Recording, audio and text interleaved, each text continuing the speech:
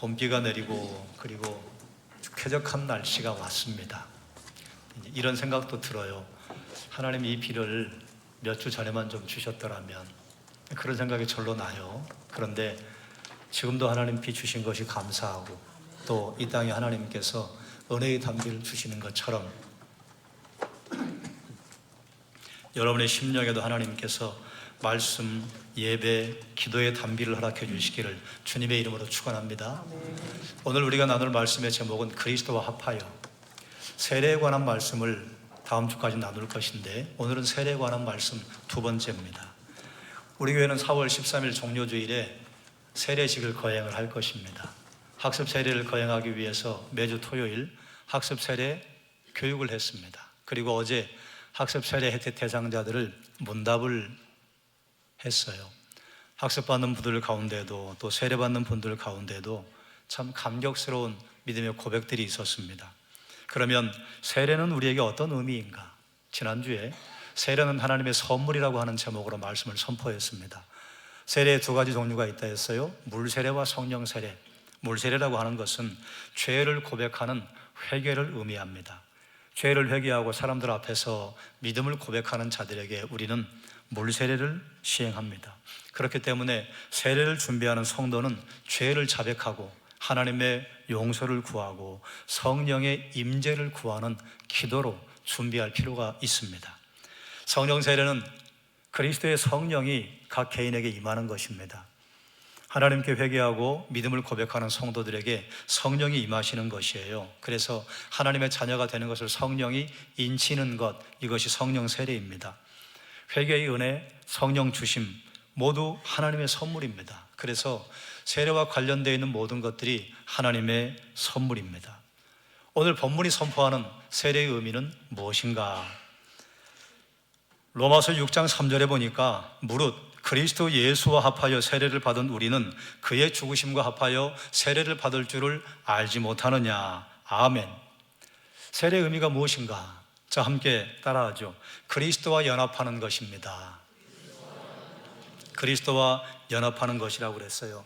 요한복음 17장 11절에 보면 우리와 같이 그들도 하나가 되게 하옵소서. 그리고 두 절 뒤에 가면 왜 하나가 되게 하라고 요청하시는가? 내 기쁨이 그들에게도 충만하게 되기를 원합니다. 예수님께서 초막절 마지막 날 이스라엘 백성들 가운데 홀로 서셔 말씀하신 게 있어요. 누구든지 나를 믿는 자는 그 배에서 생수의 강이 흘러 넘치리라. 아멘. 예수 그리스도를 믿으면 기쁨이 함께하는 것입니다. 예수 그리스도를 믿으면 죄에서 자유함, 그리고 우리의 영생 복락, 하나님의 모든 것을 유산으로 상속받는 것을 깨닫고 나서 하나님이 허락하시는 기쁨이 우리 삶에 넘치는 것이에요. 연합이라고 하는 것은 함께 심어졌다, 또 함께 자라난다 하는 의미가 있습니다. 여기에 놀라운 영적 원리가 있어요.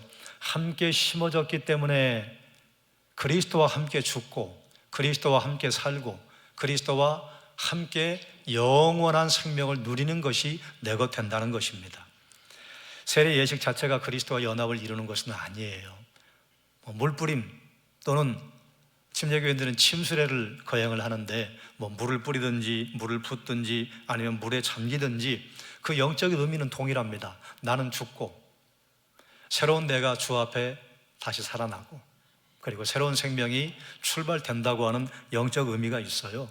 여기에 성령의 사역에 의해서만 그리스도와 연합이 이루어지는 것입니다.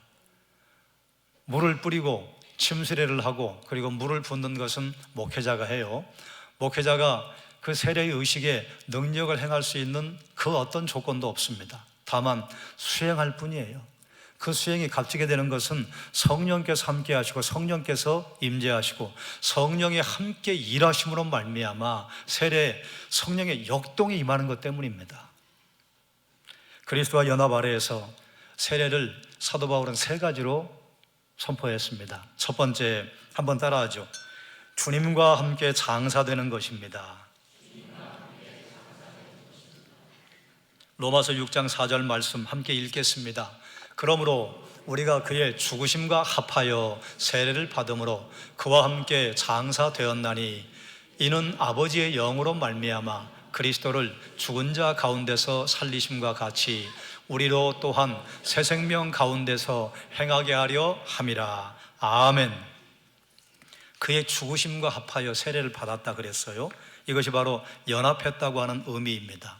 그리고 그와 함께 장사되었다 그래요. 세례받음은 그리스도의 십자가의 죽으심과 함께 죽는다는 의미입니다. 그리스도께서 십자가에 죽으신 이유는 죄 때문이었어요. 죄에 대하여 십자가에 죽으신 것입니다. 그러므로 그리스도와 함께 십자가에 죽는다고 하는 것은 우리 또한 죄에 대하여 죽었다 하는 의미예요. 죄에 대하여 죽었다고 하는 것은 옛 사람이 죽었다고 하는 것을 의미합니다. 옛 사람이 죽었다고 하는 것은 죄의 종로로 돼서 이제 풀려난다, 더 이상 죄의 종이 아니라는 것을 의미해요. 그리스도께서 우리의 죄 때문에 십자가에 죽으셨을 때 우리도 죄에 대하여 죽었다는 것이 세례의 의미입니다. 그래서 어떤 분은 세례를 이렇게 표현하기도 했어요. 한번 따라하죠. 영적인 장례식. 지난주에는 세례는 영적인 생일입니다, 일본 목사님의 글을 통해서 함께 여러분과 나누었고, 오늘 우리가 함께 집중할 단어는 영적 장례식이에요. 그래서 사도 바울은 갈라디아에서 예수의 사람들은 육체와 함께 그 정욕과 탐심을 십자가에 못 박았다고 선포하는 것입니다. 두 번째, 그리스도와의 연합 아래에서 우리가 살피는 세례의 의미, 함께 따라하죠.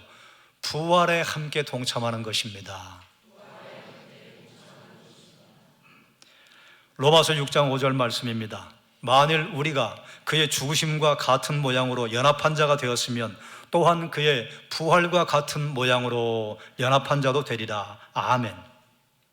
그리스도께서 십자가에 죽으시고 그 몸이 부활했습니다. 그러므로 그의 부활과 같은 모양으로 우리가 연합한 자가 된다고 하는 것은 우리도 그 몸이 부활할 것을 의미하는 것입니다. 하지만 우리의 부활은 그리스도의 부활과 동일한 것은 아니에요. 동질이 아니에요. 그리스도의 부활은 하나님께서 아들로 이 땅에 오셔서 참 인간의 몸을 입고 오셨기 때문에 십자가에서 죽으셨다고 하는 것, 참 인간이심을 증명하는 수단입니다.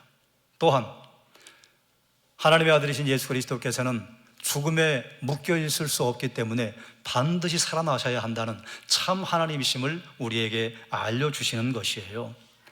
예수님의 부활은 참 하나님이시며 참 인간이심을 보여주는 것이었습니다. 그런데 우리는 완전한 인간도 아니에요. 죄로 말미암아 타락해서 우리가 부패한 삶을 살아가기에 참 인간이라 할 수 없습니다. 우리가 참 하나님 될 수 없지요. 우리는 하나님의 전능하심과 전지하심과 전혀 관련이 없는 하나님께서 만드신 피조된 존재, 그러므로 우리가 참 하나님일 수 없습니다. 그런데 우리가 부활에 연합했다고 하는 것은 무엇을 의미하는가? 예수님께서 우리의 의롭다 하심을 위하여 부활하셨기 때문에 예수님의 부활이 우리의 부활의 보증이 되시고, 예수님께서 우리가 마지막 날 부활하게 하실 것에 대한 예표가 되신 것을 우리가 받음으로 말미암아 우리도 예수님 부활하신 그 모양을 따라 다시 새로운 생명으로 거듭난다는 것이에요. 주님께서 다시 오실 때 죽은 자들이 먼저 부활할 것입니다. 그리스도 안에서 죽은 자들이 먼저 일어나고 살아있는 자들이 호련히 변화되어서 영광스러운 몸으로 바뀔 것입니다. 그런데 이 부활에 두 가지의 영역이 있어요. 생명의 부활과 심판의 부활이 이루어질 것입니다. 예수를 그리스도로 믿는 자는 영생으로 들어가는 생명의 부활을 할 것입니다. 그러나 예수를 그리스도로 믿지 않는 자들은 심판의 부활을 해서, 생명의 부활을 한 자는 영생으로, 심판의 부활을 한 자는 영벌로 들어가는 것입니다. 그러므로 세례는 예수와 함께 장사된 것이기에 주님과 함께 우리가 부활에 동참한다. 세례는 그래서 영적 장례식이며 영적인 생일이 되는 것이에요.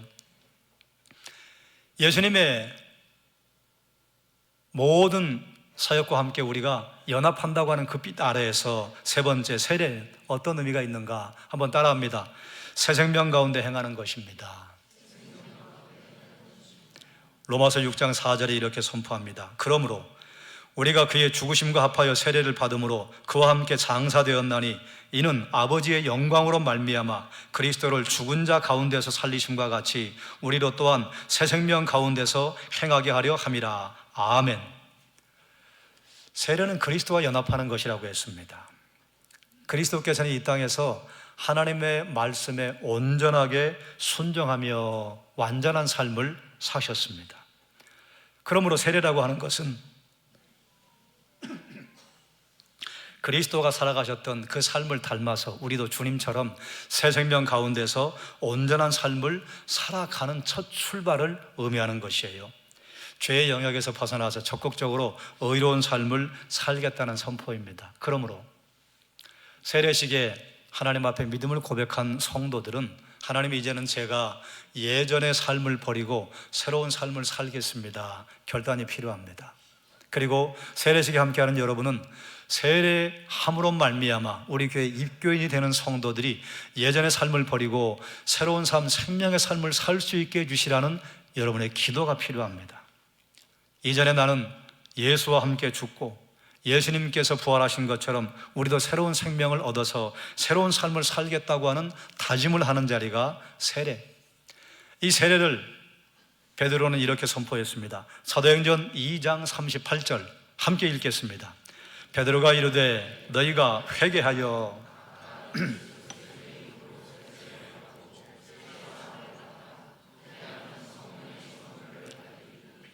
아멘. 너희가 회개하여 각각 예수 그리스도의 이름으로 세례를 받고, 베드로가 선포한 세례도 우리가 지난주에 나누었던 것처럼 회개가 선행되어야 합니다. 회개가 선행되었을 때 그때 세례를 선포하는 것이에요. 회개와 함께 세례가 선포되었을 때 그때 죄사함을 받는 의미가 있는 것입니다. 그리고 나서 성령의 선물을 우리에게 주시는 것입니다. 예수 그리스도의 이름으로 받는 세례는 회개의 세례, 그리고 성령의 세례. 성령을 선물로 받은 사람은 새로운 삶을 살게 됩니다. 새 생명 가운데 행하게 됩니다.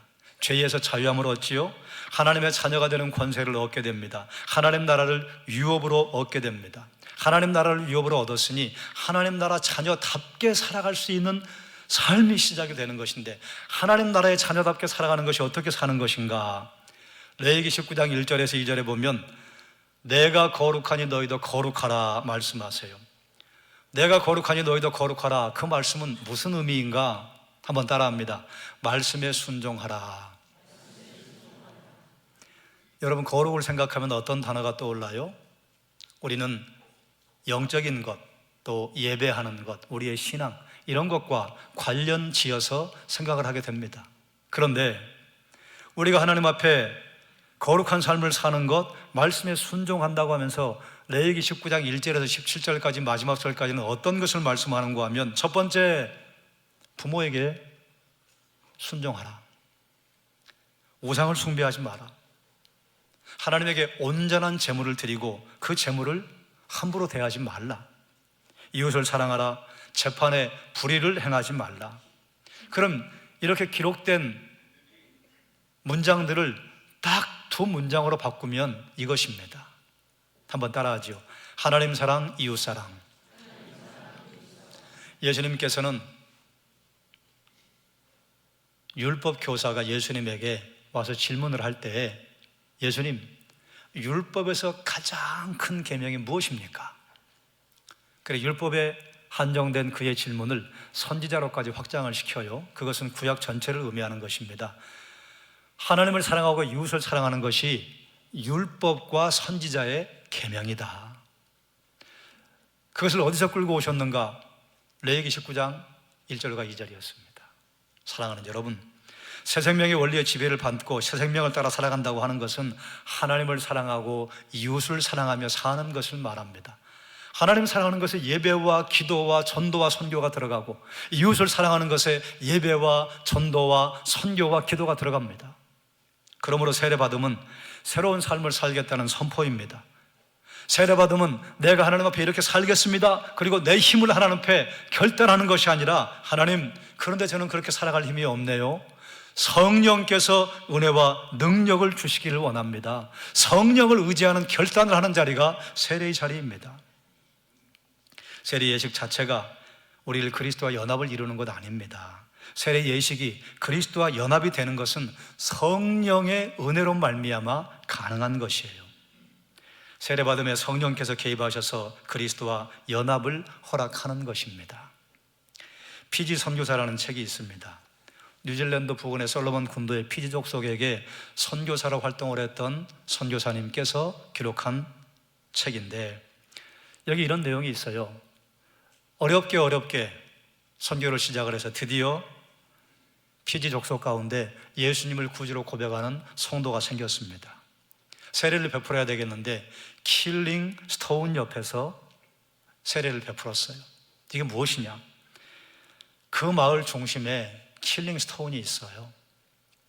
마을 사람들 가운데 극악 무도한 죄를 지어서 사형에 처하게 되면 처형하는 사람을 꽁꽁 묶어서 붙들고 머리를 그 바위에 짓이겨서 죽였답니다. 그리고 그 바위에 피가 얼마나 흥건하게 흐르겠어요. 그런데 그 피를 닦지 않았다고 그래요. 왜냐하면 마을 한가운데 있기 때문에 그 도를 보는 사람들마다 그런 죄를 지으면 저렇게 돼. 그래서 죄에 대해서 경종을 울리고 죄에 대한 반작용이 일어나게 해서 죄를 짓지 않도록 만들었다고 그래요. 세례를 실시할 때 거기 가서 세례를 실시한 의미가 무엇이냐? 예수님을 믿는 자들은 붉은 피가 묻어있는 십자가에서 우리가 죽고 사는 것입니다. 그러므로 당신은 지금 죽는 것입니다. 죄에 대해 죽는 것입니다. 완전하게 죄에 대해 죽는 시간입니다. 이것을 강조했다고 해요. 나이가 있는 장년들을 만나서 대화를 하다 보면 이런 얘기를 하는 분들이 있어요. 목사님, 제가 예전에 세례를 받기는 했는데 군대 가서 초코파이를 준다고 하는 그 꼬임에 제가 넘어가가지고 그냥 대충 어쩌다가 세례를 받았어요. 그런데 그렇게 세례 받는 게 너무 죄송해서 세례를 다시 받으면 안 될까요? 또 어떤 분은 이런 분들이 있어요. 목사님, 제가 중학교 2학년 때 세례를 받기는 했는데 중학교 2학년 되면 우리 교회도 세례 받아야 할 학생들을 잘 점검해서 세례 받도록 하세요. 목사님이 전도사님이 세례 받게 하니까 특별한 마음도 없이 그냥 얼렁뚱땅 세례를 받았어요. 그런데 그 자리가 얼마나 귀한 자리인지 제가 이제야 깨닫게 되었습니다. 다시 세례 받으면 안 될까요? 안 됩니다. 왜냐하면 세례의 영적인 의미와 영적인 감동은 내 마음가짐에 있는 게 아니에요. 하나님의 임재와 성령의 임재에 있는 것입니다. 여러분, 우리가 부모에게 태어날 때 내가 생각을 가지고 태어났습니까? 내가 출생하던 그 순간을 내가 알고 있습니까? 그래 내가 그때 아무 생각 없듯이 태어났는데 엄마 내가 다시 태어나면 안 될까? 그럴 필요 없어요. 부모의 사랑의 수고와 하나님의 작정하심으로 우리가 태어났기 때문에 그 생에 의미가 있는 것처럼 하나님께서 우리에게 학습과 세례의 과정에 하나님, 제가 그때 마음의 준비가 제대로 안 됐는데요, 제가 그때 뜨거운 마음이 없었는데요, 그렇게 학습과 세례를 받아도 영적 출생은 아무 문제가 없습니다. 영적 출생이 내게 근거를 두지 않기 때문에 그렇습니다. 전능하신 우리 하나님에게 근거를 두기 때문에 그래요. 제가 이 말씀을 왜 드리는가? 여러분 생각해 봐요. 여러분이 학습과 세례를 받을 때 그때 감격과 감동과 하나님께서 나에게 임재하시는 거룩한 경험이 있었습니까? 어떤 분은 그런 경험이 있었고 어떤 분은 그런 경험이 없었을 거예요. 그래서 학습과 세례를 받는 분들이 어쩌면 그럴 수 있습니다. 그런데 학습과 세례를 받는 자리가 얼마나 귀한 자리예요. 얼마나 감격스러운 자리예요. 얼마나 뜨거운 자리예요. 그러므로 먼저 학습과 세례를 받은 우리 교회 성도들은 다음 주에 시행하는 학습과 세례 하나님의 감동과 은혜와 역동이 충만하게 해주시길 위해서 기도해야 합니다. 세례교인이 된다고 하는 것은 진정한 우리 교회 가족이 된다는 것이에요. 입교인이 된다고 하는 것이 세례식 아닙니까? 그래서 세례를 통과하고 나면 우리 교회 중요한 결정을 할 때 한 표를 행사할 수 있는 교회의 가족이 되는 것입니다. 얼마나 중요한 자리예요. 세례를 앞두고 있는 분들은 나는 죽고 새롭게 태어나고 내가 이제 새로운 삶을 살기 위한 첫 걸음을 뗀다고 하는 그 감격에 하나님 앞에 성령의 은혜를 주시도록 기도하십시오. 우리 교회 가족들은 여러분의 목장에서 세례를 받습니까? 중고등부에서 세례를 받습니까? 청년부가 세례를 받습니까? 그 지체를 위해서 여러분 뜨겁게 기도하시기 바랍니다. 하나님, 일생에 남을 수 있는 뜨거운 학습과 세례 예식이 되게 해 주십시오. 그만큼 중요한 자리예요. 기억하시기 바랍니다. 세례는 그리스도와 연합을 의미합니다. 그리스도와 연합으로 인해서 우리는 그리스도의 죽음이 내 것 되고 그리스도의 부활이 내 것 되고 그리스도의 새로운 삶이 내 것 되는 것이에요. 세례 예식 자체가 그리스도와 연합을 하게 하는 능력 없어요. 로만 가톨릭은 세례식을 하면 그것으로 말미암아 이 사람이 신앙의 고백을 하지 못해도 구원받는다고 가르치는데 아닙니다. 세례는 반드시 회개와 예수 믿는 믿음의 고백과 그 고백을 하는 자들에게 성령의 임재, 성령의 세례가 주어지는 것입니다. 오직 성령의 사역에 의해서만 그리스도와 연합이 이루어지는 것이에요.